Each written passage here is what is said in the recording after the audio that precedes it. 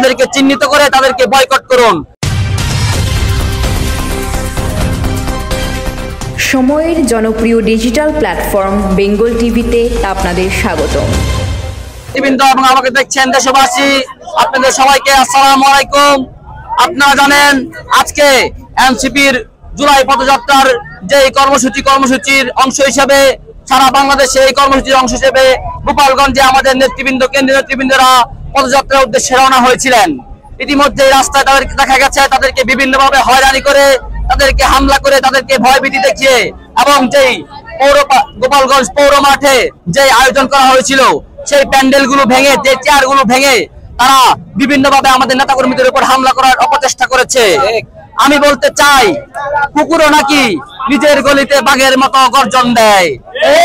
আওয়ামী লীগের কুত্তা বাহিনী, পেটোয়া বাহিনীরা তাই দেখে দিতে চেয়েছিল, কিন্তু তারা পরাজিত হয়েছে।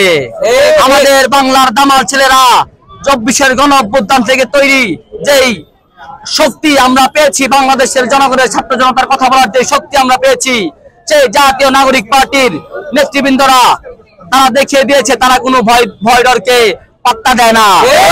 তারা বাংলাদেশের মাটিতে নতুন ভাবে বাংলাদেশের রাজনীতি তৈরি করতে এসেছে। তারা বাংলাদেশের মানুষকে নতুন স্বপ্নের বাংলাদেশ বিনির্মাণে কাজ করতে এসেছে। বাংলাদেশে সেই আগের মতো ফেসিবাদ স্বৈরাচাররা আর বাংলাদেশে নব্য রূপে ফিরতে পারবে না। আমরা বলতে চাই, সাবধান হয়ে যান যারাই এই গোপালগঞ্জের মাটিতে আমাদের নেতাকর্মীদের উপর হামলা করার অপচেষ্টা করেছেন এবং যারা কুলকাঠি নেড়েছেন তাদের সবাইকে সাবধান করতে চাই। বাংলাদেশের মানুষ আর বোকা নাই। আপনি একজন আবু সাইদকে শহীদ করবেন, হাজার হাজার আবু সাইদ আবার বাংলার মাটিতে ফিরে আসবে, আবারও 24-এর গণ অভ্যুত্থান রূপে আপনাদেরকে হটিয়ে বাংলাদেশের মাটিকে স্বাধীন করবে।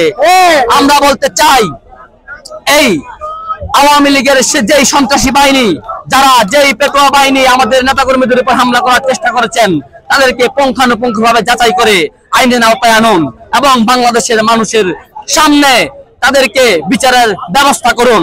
আর না হলে নরসিংদী সহ সারা বাংলার যে ব্লক কর্মসূচি আছে তা অব্যাহত থাকবে। বাংলাদেশের সকল রাস্তাঘাট অচল করে দেওয়া হবে। বাংলাদেশের কোনো ফেসিবাদ স্বৈরাচার নব্যভাবে যারা ফিরতে চাচ্ছে তাদেরকে ফেরত আনার কোনো সুযোগ আর রাখবো না।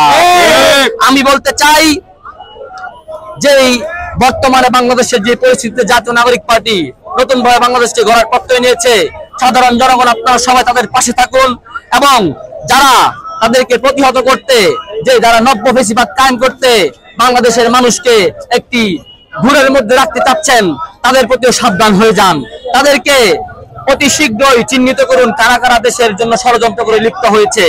তাদেরকে চিহ্নিত করে তাদেরকে বয়কট করুন এবং বাংলাদেশ আমার দেশ, তোমার দেশ, বাংলাদেশ বাংলাদেশ এই স্লোগানে যারা কাজ করবে, যারা পিন্ডি নয়, দিল্লি নয়, সেই আমেরিকা, লন্ডন নয়, যারা এই বাংলাদেশের জন্য কাজ করবে, তাদের পাশে আপনারা দাঁড়ান।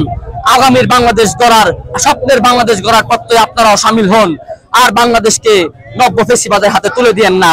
আমরা বলতে চাই, বাংলাদেশকে কোনো শক্তি আর কোন বিদেশি অপশক্তি, কোন দেশি ষড়যন্ত্রকারী আর রুখে দিতে পারবে না।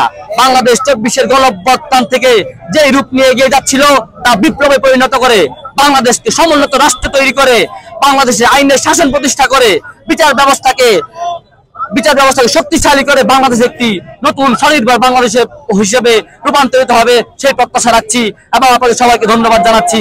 আসসালামু আলাইকুম। ইনকিলাব জিন্দাবাদ।